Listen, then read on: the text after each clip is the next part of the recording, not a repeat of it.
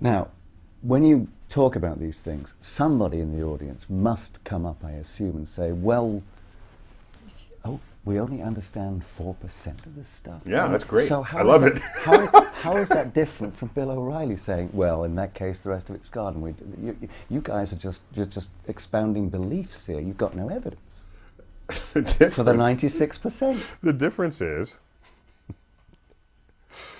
we do understand the tides.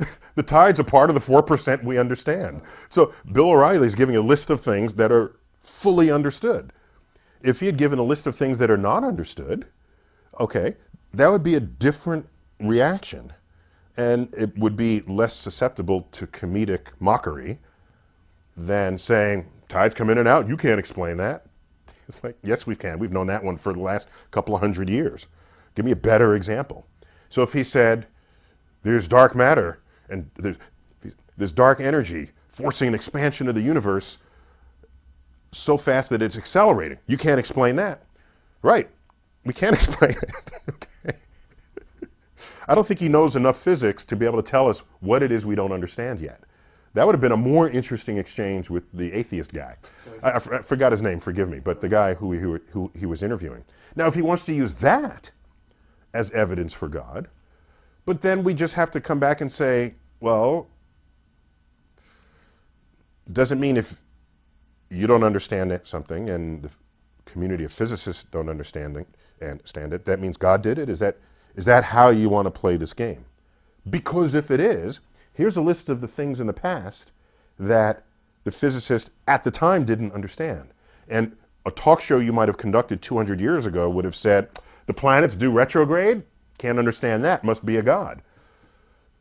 And we'd say, you're right. And then 10 years later, we understand it, so what do you do?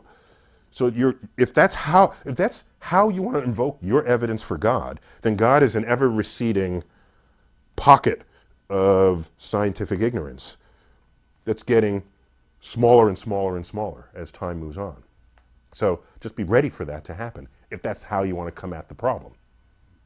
So that's just simply the God of the gaps argument. It's been around forever.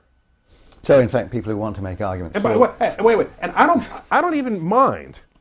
I don't even care if someone wants to say, you don't understand that, God did it. That doesn't even bother me. What would bother me is if you were so content in that answer that you no longer had curiosity to learn how it happened. If the day you stop looking because you're content God did it, I don't need you in the lab. You're useless on the frontier of understanding the nature of the world.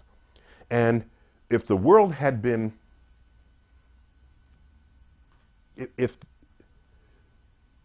I'm glad whoever those folks are, there aren't that many of them. Because if they dominated the world, we'd still be in the cave. We would have never left the cave. Because there are mysterious things out there, and God is doing that, and you don't need to know that, and don't even think about it.